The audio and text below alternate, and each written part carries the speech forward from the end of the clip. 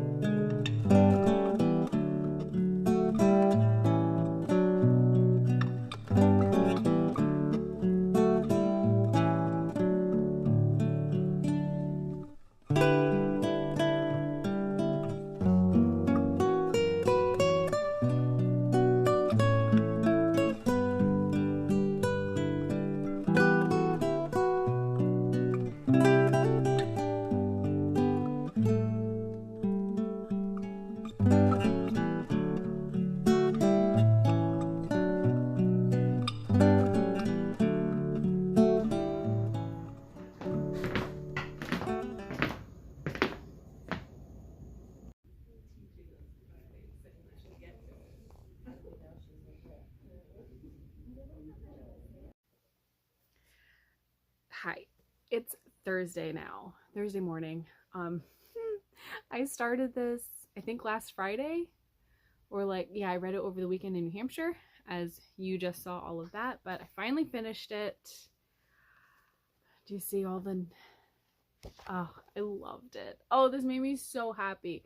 So this is a retelling of Beowulf, but it's not his story. So it's not really a retelling of Beowulf. I don't know how to describe this. It is the retelling of Grendel's mother. It is giving her a full story. Kind of in the way Charlotte saw I posted this on my Instagram stories, and she says, "Oh, this is amazing. I'm going to order it." And I was like, "Yes, Charlotte. Yes," because I believe The Wide Sargasso Sea is like one of her favorite books, and that's what this reminded me of, where The Wide Sargasso Sea is the answer to Jane Eyre, where it gives Bertha a whole story, or Antoinette. She might even have another name.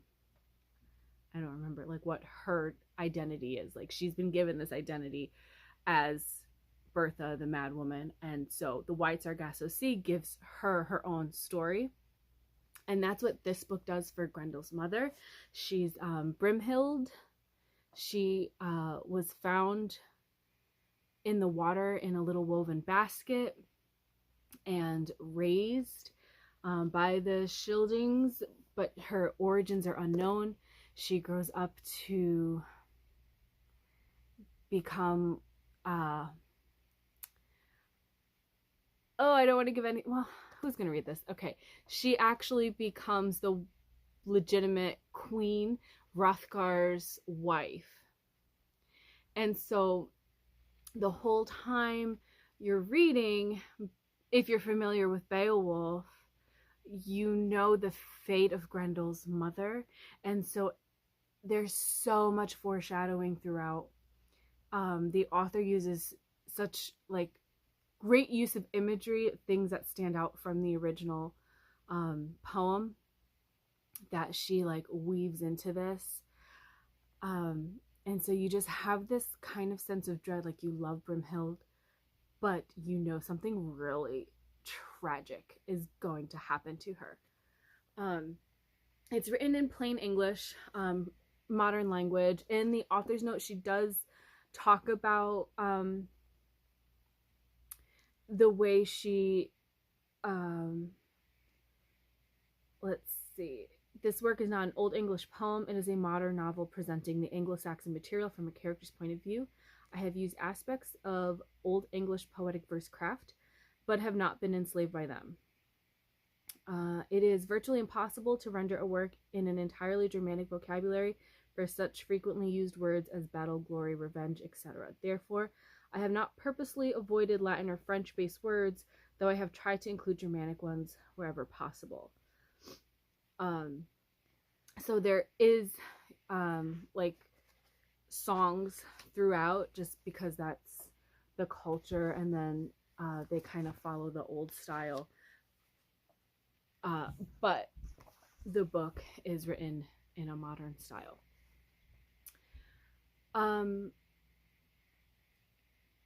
So in addition to this sense of like foreshadowing and like waiting for something really tragic to happen, you also are reading this knowing that the Beowulf poem exists, and as it gets closer in timeline to like the events of that poem, you're starting to realize that this is almost like the true account. This is what happened without the bullshit of bards telling this heroic tale. Like Beowulf, the liar. Let's see. The shop's song still is sung. He sings of the hero's exploits, the warrior's wandering, the attacker's act. The killer is sung as an avenger. The pirate's a tribute seeker, the rapist a good king. Only the peace weaver is sung of with praise, her cup a tapestry doomed to unravel, her words of welcome weak. The seer's song is unrecorded, shunned by the mead hall, sacred only to shore and mere. Heard by the curlew, wafting to the whale, sunk into the sea. The hero's triumph overshadows the woman's truth.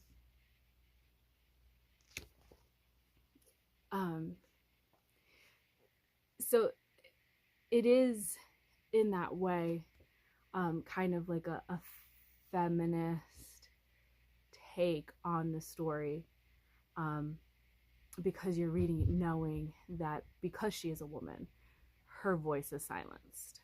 Her story is manipulated to favor the men. This was amazing. I could count this for so many prompts in Shorty September. Lodge shorts, because I did kind of buy this to look cool. Like, I want to be a Beowulf scholar now. I want to read all the things Beowulf or Grendel inspired. So I kind of bought this to be like, to me, being smart is cool. So I thought this would be cool. Let's see. Comfort read. Although I'm going to go ahead and count a graphic novel that I read yesterday while waiting for my kids at the library. That's going to be a comfort read because it was just a nice, cozy Dungeons and Dragons graphic novel. Like, with lots of queer representation. It got me in the, like, warm place. So that's my comfort novel. So instead, I'm going to count this for Spanx, which has magic or witchcraft. And Grendel's mother is like kind of like a medicine woman. She uses spells and leech lore. That's it. She's a woman of leech lore. She uses nature and herbs and traditional remedies and incantations and spells as a healer. Highly recommend. I loved this. I think I'm going to re-listen to Beowulf now. I found a 2020 translation of Beowulf that's like super modern. I think the first word is bro instead of like so or like listen or however it's translated. It's been translated. She's using modern vernacular, including internet slang, to translate Beowulf. So I found the audiobook of that. And I might go ahead and use that now for the Lederhosen prompt. So we'll see. But I'm looking forward to that now. Like, yeah, I'm in a Beowulf rabbit hole again. Okay, this is long enough, so I will see you next time. Bye.